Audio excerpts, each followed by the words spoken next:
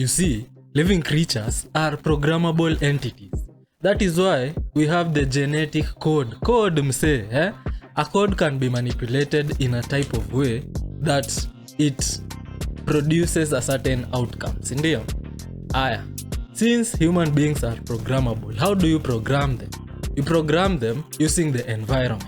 What is it about this world? You know, we fight wars that ain't got shit to do with us. You know what I'm saying? We don't know who to vote for. You know, we just don't know what's in our best interest. All we are is just a whole bunch of citizens trying to make it on our own, trying to make it for our family and shit. We don't know what these people in higher powers got going on. We just got to trust that they making the right fucking decision. We just out here trying to fucking survive. But everything's so fucking backwards. Nobody got morals. You know what I'm saying? Nobody got realistic standards and shit. Everybody want to take from everybody. Like, what the fuck is going on? Is there any genuine people out there? And the people that stand on business, they get looked at like they crazy. But the people that actually talk fucking crazy get looked at like they're a fucking genius. What the fuck kind of world is this? It's really social media. Social media is a goddamn gift and a curse. The social media is supposed to be for networking, getting to know people. Now that shit's a fucking cheating show. Motherfuckers criminalizing each other, self-incriminating each other on there and shit. Like, what the fuck? Everything is so backwards. And there's this idea in evolution that says, kuna watu kuvi online, they're going to tell you that human beings are naturally herbivorous. We cannot be omnivores. Huh? Hatuwezi kula nyama. We were not meant to eat carnivore diet. You're telling me that that is human flesh? Exactly. Can we just be left alone? Exactly. But why human meat? Why not animal meat? That's a very good question. We've got centuries of knowledge of human medicine at our side. Human medicine is going to be your excuse for feeding human cells to people to induce cannibalism? We know more about humans than we do about animals. Still not a valid excuse. Please justify it. So we've mastered engineering human cells to make these structured flavors and sinews that we expect from the flavors of steaks we eat.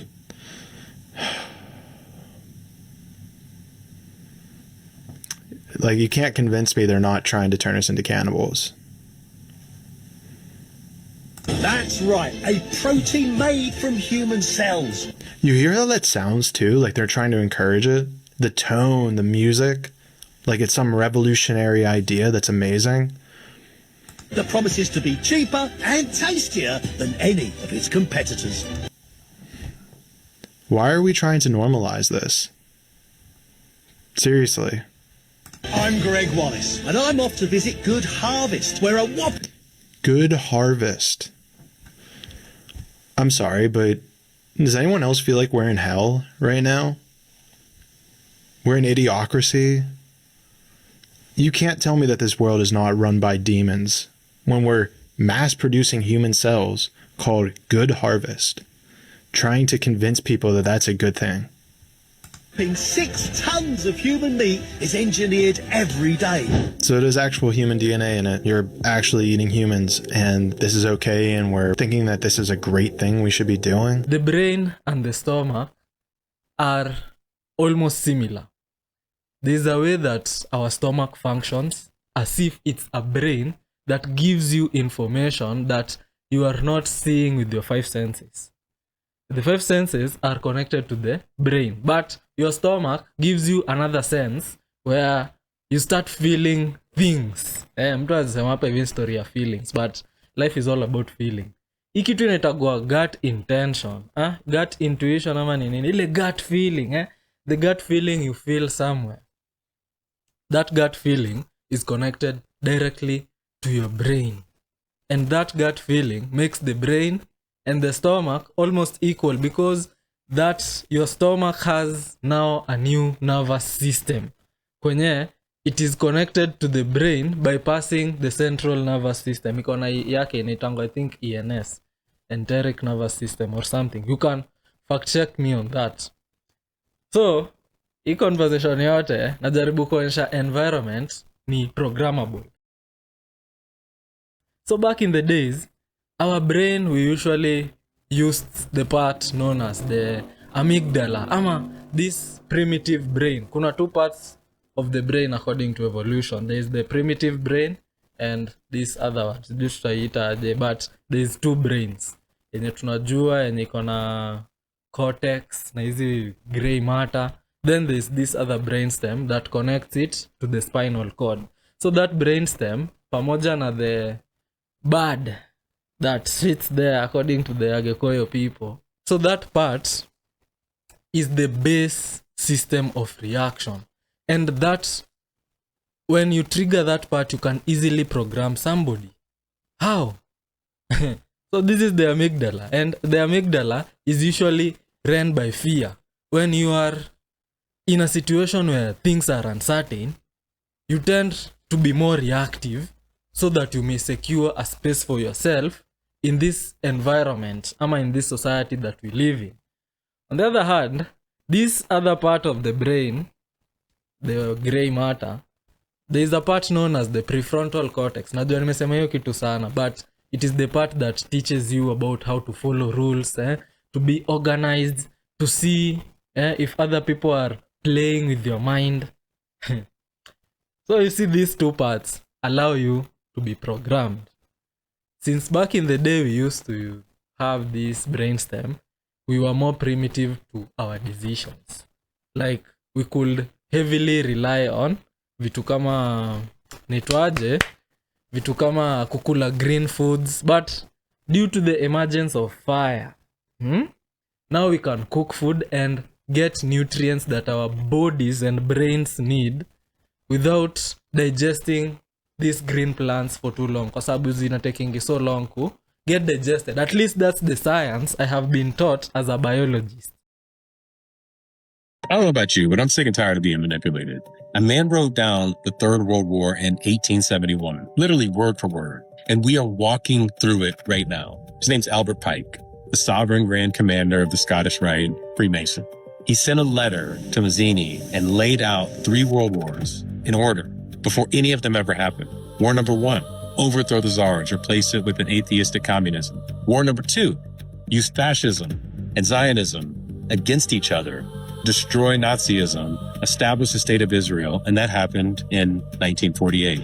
And War 3, in his words, stir conflict between political Zionists and the leaders of the Islamic world until they mutually destroy each other. Then go drag every other nation into physical, moral, spiritual, and economic exhaustion. And that's happening right now. October 7th, Gaza, Lebanon, Iran trading missiles with Tel Aviv, Syria collapse, Russia and NATO bleeding through Ukraine. It's crazy. And then China's just circling Taiwan. Every nation on earth is picking a side on the Israel and Islamic axis, right on schedule. And we are fully being manipulated. And there's a little bit more proof. The word Nazism did not even exist in 1871. The word Zionism did not exist in 1871. Herzl did not publish The Jewish State until 1896. Fascism was not coined until 1920. Pike named all of it before any of it ever had a name. And he was not a prophet. He was just middle management executed. So now this Israel versus Islam war that you're watching right now, it's a script drafted in 1871, performed in 2026. And you, me, the audience, every war you cried over, every president you fought your family about, every side that you picked, already written, already cast, already paid for, and we are literally puppets being manipulated. No matter which side wins, doesn't matter for them. The think tanks that write both party platforms and the men who put their plans on paper and counted on you to be too tired to read them. And it worked for 155 years. And here's the reality, it's not working anymore because you can see it now. And once you see it, you can't unsee it. So here's what you do. Stop voting for the savior they handed you. No man in a suit is coming to save you. Yeshua already told you this. The kingdom of heaven is within you. Stop hating the person they told you to hate. Your enemy is not the Muslim, the Jew, not the Russian, not the Hispanic, not the black guy. Your enemy is the man who profits when you fight your brother. So stop outsourcing your power to presidents, pastors. Every time you hand your sovereignty to a man, you are voting for the script to continue. You are the creator of your own life. The blueprint was always published. The script is in our hands right now. And we are going to write a different one if we choose to. Now, if we apply that science to the environment that we live in, especially now in our country, we're going to see politicians give you very many narratives. Aujui ni narrative gani you're supposed to follow. So this idea that things are haywire, things are not working, it triggers your amygdala. And to top it off, what they actually even do further, they put you in a state where you see the rich ama the wealthy people bypass rules that we set in place. A rich person or a wealthy person can do something and get away with it. It frustrates you, I know. And you feel like, this is not good, we need to take action. And when you are in that state where you have been bombarded by these forms of information over and over again, you get to a state where you actually want change. And that change is impulsive. And the person who has orchestrated all this, now steps in to give you a damn solution. So what do? You comply with that solution. This so-called pandemic, it was just a test balloon. A gigantic test balloon. Well, for what, you ask? Well, to see how far they could go. To see what exactly they would have to do to get free individuals in a free and democratic society to consent to being forced into compliance. That's what they were trying to establish. That's what they were trying to figure out. And they have figured it out. Trust me, they are much smarter now.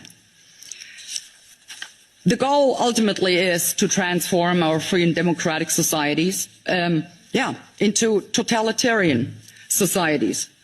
Their goal is to strip each and every one of us of our fundamental rights of freedom, democracy, the rule of law. They want to get rid of all of this. This whole COVID thing had never anything to do with public health. It never had anything to do with breaking waves. It always had to do with breaking people in order to make us a part of a mindless, malleable mass, which they can totally control, and we will be completely dependent upon this globalitarian elite. So I'm really imploring the people and all the peoples around the world, for God's sake, stop giving your democratically elected governments the benefit of the doubt. They are not deserving of that. They are not. Stop rationalizing whatever your government is doing. Stop rationalizing and come up with some good intentions. They have no good intentions. Never. As I said before, in the entire history of mankind, there has never been a political elite concerned about the well-being of regular people. And it isn't any different now. Why should it? Stop giving them the benefit of the doubt. Because I can tell you, you cannot comply your way out of a tyranny. It is impossible. Trying to do so, you will only feed a gigantic alligator in the hopes of being eaten last. But guess what? Your turn will come, and then you will be the one swallowed up. I also have to ask the people, end your silence. Speak up. For God's sake, stop complying. Start rebelling. They're out to get you if you do not resist. Naona watu wengi wakianalyze stories of politics, but they are not really telling people the right information about this thing. Well, if you ask me, kuna hii story imekuwa via tuko kadi. Mi siko kadi, because I believe if you are going to take down a system, you are not supposed to participate in it. You should create your own system. And I know that is going to be radical. But at this point, do I really care? No, mi siko kadi. And the reason why siko kadi, I don't believe you can take down the system from within. You have to take it down from without. You have to match the energy of the system. So if the system neglects you, you neglect the system and create your own system. Aya. Naongeanga sana a lot of stories, relationships and all that, and we are going to see a video very soon about those relationships. Kwa hii environment ya relationships, they are always also keeping you in a state of fear, in a state of don't trust the other partner, your counterpart. Why? Because they know that if you actually trust them and you are not in fear, you're going to create a great society. And a great society starts by the nuclear family. So why do you think there is a very big separation between men and women? Hizi propaganda zote, they are meant to to trigger you, to put you in situations where you make impulsive decisions. Unapata kweli? And these impulsive decisions, you will make them when they trigger, like they simulate something in this system we are living in. They simulate it so that you may feel like you're going to lose everything. And when you are triggered to that point and you see that you might lose everything, they provide you with the solution. YouTube thinks you might be interested in the video on your screen at the moment. Click on that video. I'm waiting to see you on the next one.